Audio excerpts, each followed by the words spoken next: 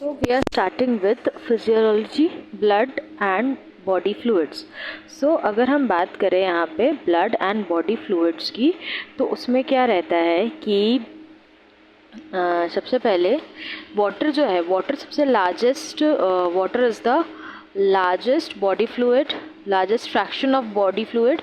Total water content in body is about 65% weight of body weight. मतलब कि जितना भी फॉर एग्जांपल x kgs जो भी है इंसान, उसका 65% ऑफ जो भी वेट है, सपोज 65 kg, तो उतना body weight of fluid blood होगा.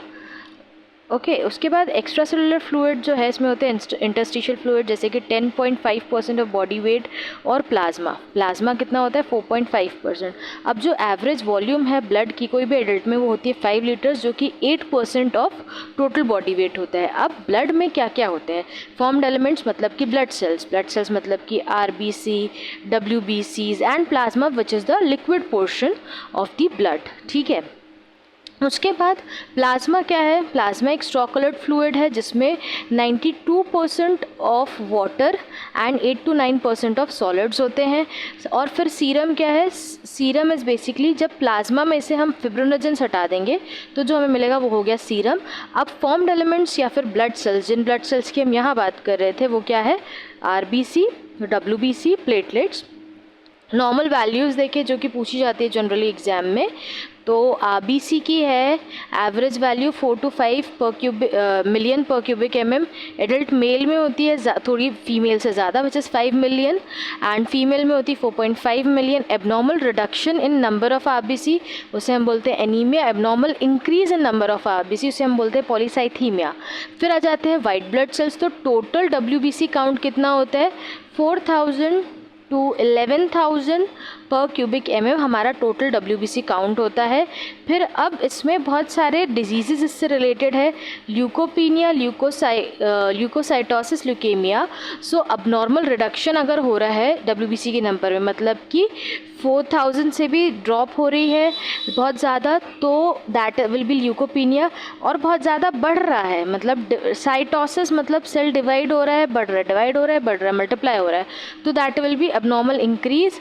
Abnormal increase in immature WBCs मतलब कि which are not matured.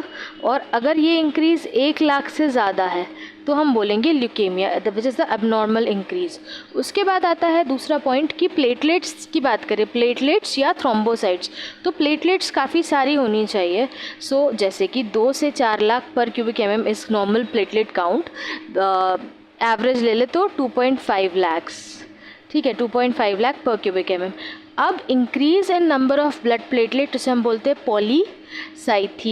Thrombocythaemia and thrombocytosis. और अगर इसी में रिडक्शन हो जाए तो पीनिया हो गया, मतलब कि रिडक्शन है, कोई भी साइटोसिस बढ़ रहा है, पीनिया कम हो रहा है. अब नॉर्मल रिडक्शन ब्लड प्लेटलेट्स इस थ्रोम्बोसाइटोपिनिक परपेरा. अब अगर platelet count 40,000 per cubic mm, मतलब कि 2-4 लाख से 40,000 पर क्यूबिक mm हो गया, तो फिर क्या होगा? हीमोरेजिक मैनिफेस्टेशंस हो जाएंगे.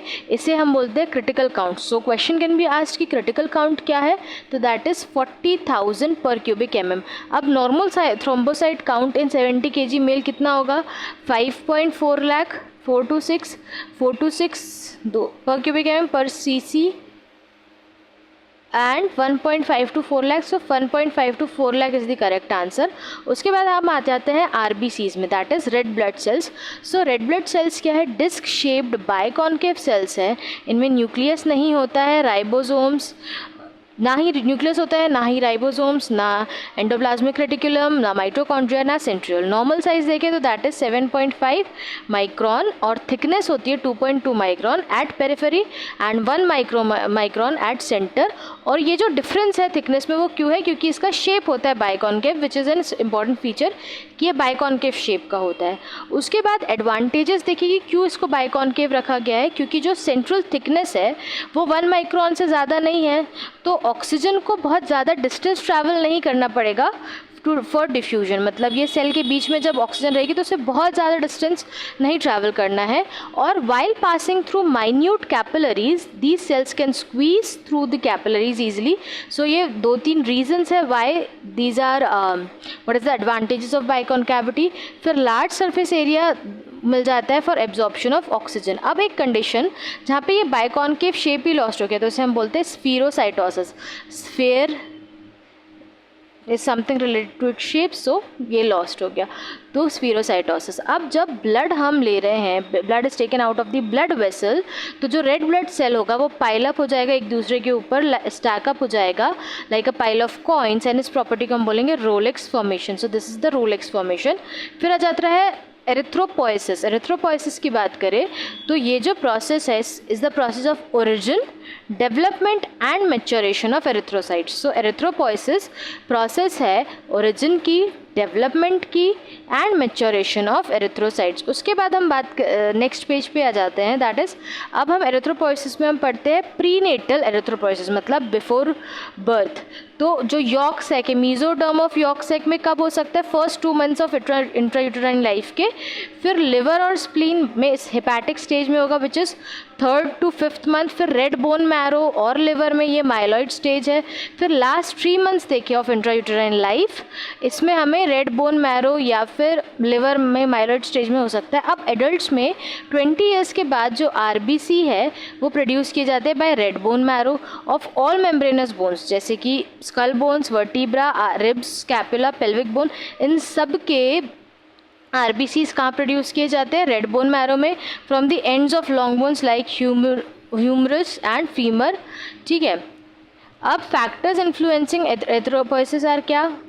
Erythropoietin, vitamin B12, folic acid, iron and bursa promoting factor. तो ठीक है, फैक्टर्स क्या क्या इन्फ्लुएंस कर रहे हैं ये एरिथ्रोपोइसिस, मतलब फॉर्मेशन ऑफ RBCs की जो एंजाइम इन्वॉल्व है, erythropoietin, vitamin B12, folic acid and iron and bursa promoting factor. Erythropoietin एक हार्मोन है, so sorry for that is an hormone जो कि सिक्रीट किया गया है by juxtaglomerular apparatus of kidney, जो JG अपैरेटस है किडनी का, उससे। तो रीनल हाइपोक्सी, कब हमारा एरिथ्रोपोइटिन हार्मोन रिलीज होता है? जब renal hypoxia, when there is lack of oxygen, तो वहाँ पे एरिथ्रोपोइटिन रिलीज होता है। एंड एरिथ्रोपोइटिन क्या करता है? फॉर्मेशन करता है और रिलीज करता है न्यू ब्लड सेल्स का इनटू सर्कुलेशन। अब दोनों फॉलिक एसिड और विटामिन B12 जो है, both folic acid and vitamin B12 extrinsic factor essential है फॉर मैच्योरेशन ऑफ RBC। आयरन ज़रूरी है for the formation of haem part of haemoglobin. Average life span की बात करें तो रेड ब्लड सेल्स का it is about 120 days, so average life span is about 120 days. Senile red blood cells are destroyed mostly in the capillaries of spleen, so इसलिए spleen को graveyard of RBC बोला जाता है। Spleen stores large amount of RBC, ठीक है, ये रिलीज होते हैं into circulation during emergency condition जैसे कि hypoxia and haemorrhage. So spleen जो है ग्रेवयार्ड भी है और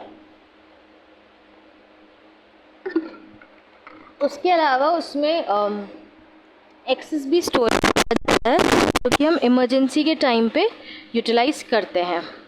उसके बाद next point haemoglobin. So normal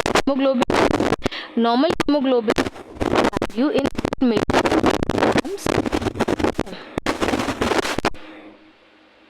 Normal hemoglobin